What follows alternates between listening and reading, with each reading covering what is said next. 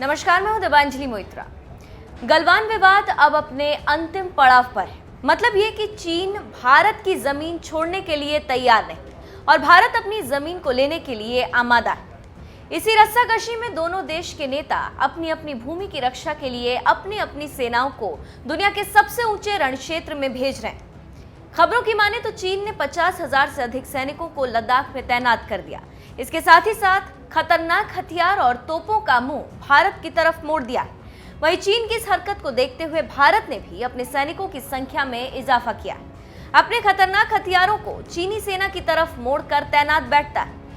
इसी बीच खबर है कि लाइन ऑफ एक्चुअल कंट्रोल पर चीन को सबक सिखाने के लिए भारतीय सेना ने अब 155 मिलीमीटर की होवित्जर तोप तैनात करने शुरू कर दिए।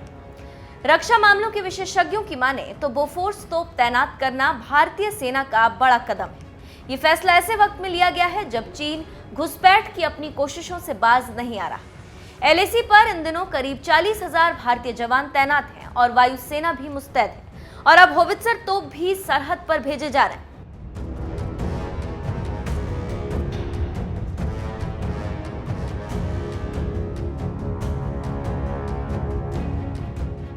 चीन ने छोटी से छोटी गलती भी की तो उसे बड़ा खामियाजा भुगतना पड़ेगा।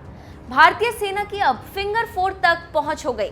रणनीतिक रूप से बेहद अहम ऊंचाई वाले इलाकों पर जवानों का दबदबा हो चुका है। तनाव के बीच एलएसी पर हालात बदले बदले नजर आ रहे हैं। भारत के जवानों ने पूर्वी लद्दाख के अलग अलग इलाकों में अपनी पकड़ मजबूत की। माउंटेन वॉरफेयर के उस्ताद माने जाने वाले जवान चीन को सबक सिखाने के लिए तैयार। पैंगोंग लेक के उत्तरी और दक्षिणी इलाकों में चीन की बेचैनी बढ़ी है। चीन भले ही अपने जवान, गाड़ियां और हथियार तैनात कर चुका हो, लेकिन इन इलाकों में ऊंचाइयों पर भारत की पकड़ मजबूत होने से उसके पसीने छूट रहे हैं। भारतीय जवान ऊंचाइयों पर मौजूद हैं और वो चीनी सेना की हरकत पर हर वक्त नजर बनाए हुए। इसी बीच चीन को रास्ते पर लाने के लिए अब हिंदुस्तान इंटीग्रेटेड रिस्पॉन्स की रणनीति अपना रहा है। इसका मतलब चीन जिस भाषा में समझे उसी भाषा में उसे समझाने की पहल होगी। इन्हीं कोशिशों के तहत विदेश मंत्री एस जयशंकर ने गुरुवार की रात चीनी विदेश मंत्री वांग यी से मुलाकात की और मॉस्को में करीब 2 घंटे तक दोनों नेताओं के बीच बातचीत हुई। जयशंकर और वांग यी की मुलाकात ऐसे समय में हुई जब हाल के दिनों में चीन की हिमाकत कुछ ज्यादा ही बढ़ गई।